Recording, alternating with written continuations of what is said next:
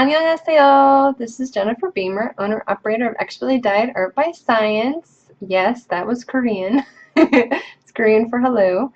And today, in my video, I'm going to talk about money. I figured it was episode 16, so I might as well do something interesting, right? So today I'm going to talk a little bit about the Korean monetary system here. They use the Korean won, and it's very different from US money because of all the zeros. If I had this bill in America, I would be rich. But here, this is equivalent to the US dollar. So when you go to the McDonald's and order something from the dollar menu, this is kind of what you're spending. And what's great about Korean money is it's color-coded. So this one is blue. It's really pretty, sort of light blue with a little bit of purple in it, kind of like a periwinkle color. And then there's, like, you know, some cool people in it. Right? I actually don't know who this is. I could probably... Yep, can't read Korean fast enough on camera. Can't do it live. I'm nervous. And then here we have a fiver, 5,000 won, 5,000. And don't know who this is either. I actually haven't really taken time to investigate these two, but the next two, or the next one I have. So this is kind of like a $5 bill, and there's some really cool pictures on this. It's kind of like a, mostly pink with a little bit of yellow in it. That's this color. And then we have the $10 bill equivalent, and this is King Sejong. He is the inventor of Hangul. So if you want to know a little bit of Korean history, I will put that below in as one of the links. Because we can thank him for basically inventing the Korean alphabet system. So yeah, and it's green. And then we have this woman. I forget who she is.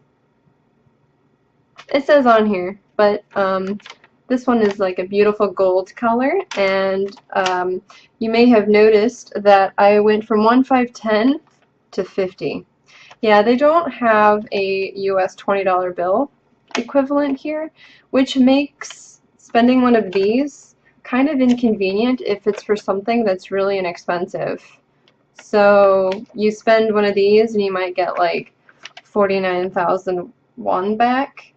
It seems kind of ridiculous, especially when you get 4 of these instead of like 2 20s, right? So it's a little bit weird getting used to that at first, but you know, it's really no big deal anymore. I just have a lot more 10s in my purse than I would say back home if I were to drop one of these. Anyway, so, and this one has like one of those fancy metal tape strip thingies to prevent forgeries. Okay, the other ones don't. And then, because I like to do things out of order, let's go back and do the change. So, in America, we have a $50 that almost no one ever uses, right? This is 501. I don't know if you can kind of see that. It's a bit of a terrible reflection.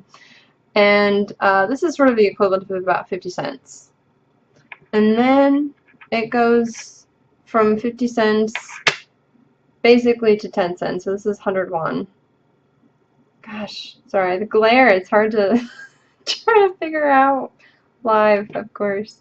Anyway, so this is about the equivalent of a dime. And then we have this one, this is 50, 51. And this is about the equivalent of a nickel. I don't have 10 won. We just kind of ran out of pennies. I know, it was such an absurd thing. Back home, there's like pennies coming out of your ears. But here, it's actually difficult to get a huge collection of 10 won. And they're actually brown, so they kind of look like a copper penny. But a lot of the items for sale here, with tax, it rounds it to a really nice number. Usually the smallest number is this guy, the 51, but most of the time you're going to get an amount where you end up paying with just these two items, right? The 500 one or the 100 one. And that makes it really convenient because these things, the 51 and the 10 one, it's really hard to just unload them somewhere. More often than not, I end up unloading them at the grocery store because that's about the only place where I end up getting them back as change. On occasion, like if you buy really cheap things like candies, like a self-serve candy, or sometimes like if you buy a water, it's like 751, right? If you have just these, you're gonna get actually this would be, if it was 551, for example, you'd get one of these back.